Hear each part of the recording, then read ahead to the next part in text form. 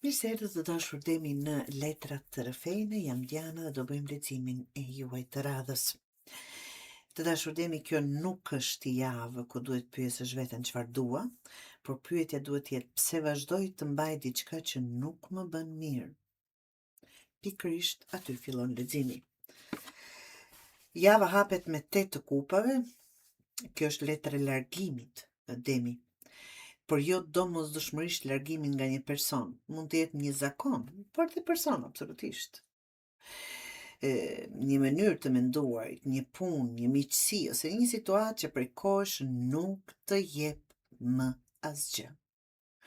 Problemi është se njeriu shpesh nuk largohet sepse shpreson se diçka do të ndryshojë. 8 kupave të thotë të jesh i sinqert me veten.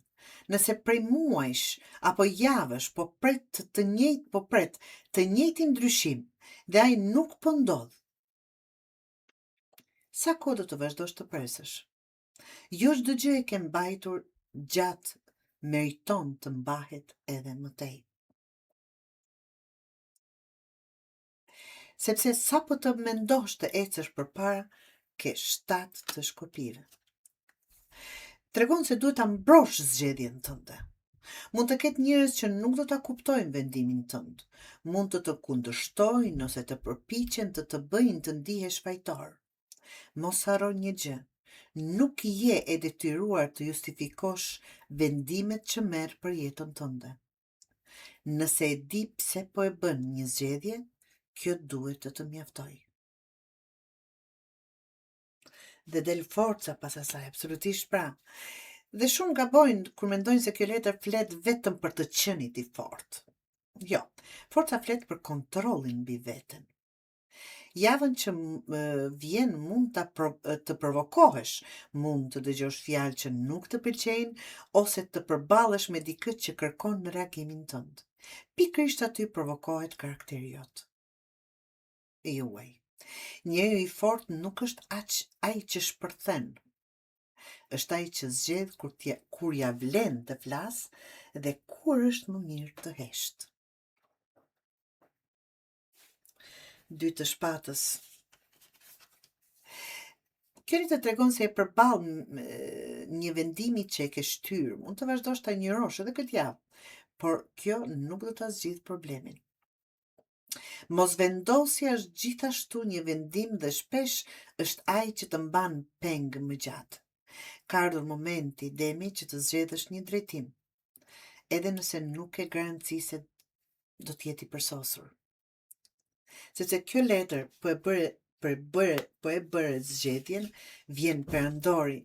Pasi ta marrësh këtë vendim, duhet të qëndrosh pas ti. Perandori nuk ndryshon mendim sa herë që dikush nuk është dakord me të. Ai ndërton stabilitet. Nëse këtë javë vendos kufi ose merr një vendim të rëndësishëm, mos u lëkund ditën tjetër, vetëm sepse dikush nuk e pëlqeu. Respektoje fjalën që jep vetes.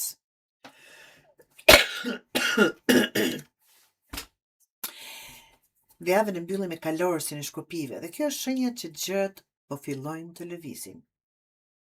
Nuk është e lehtë nëpërmjet këtij zjarri të kapërcesh, po, është e vështirë, është si duhese, por që do lëvizim. Ajo që ka qëndruar pezull mund të marrë ritëm, mund të vijë një ftesë, një udhtim, një mundësi pune, një njohje ose një zhvillim që kërkon në reagim të shpejtë. Por kjo lëvizje, Demi, vjen vetëm sepse më parë pate guximin të lësh pas. Çfarë do lloj gjëje të jetë, qoftë person apo situatë, qoftë mendim apo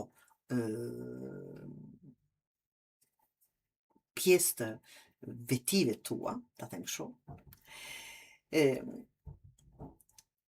Kjo vjen sepse më parë pate guximin të lësh pas atë që të mbante në vend. Nëse nuk e bën pastrimin që tregoj letra e parë, do të thotë që të lëvizni, vështirë se do ta shfrytëzosh mundësinë që të sjell kjo letër e fundit. Sepse thot, mos u kap pas asaj që ka mbaruar vetëm sepse ke investuar shumë kohë në të dhe po shpreson që të ndryshoj diçka. Ndonjëherë gjëja më guximshme nuk është të vazhdosh të luftosh, por të pranosh se ka ardhur koha të ecësh përpara. Pikërisht aty fillon ndryshimi që kjo javë po përpiqet, por mundohet të sjellë demi.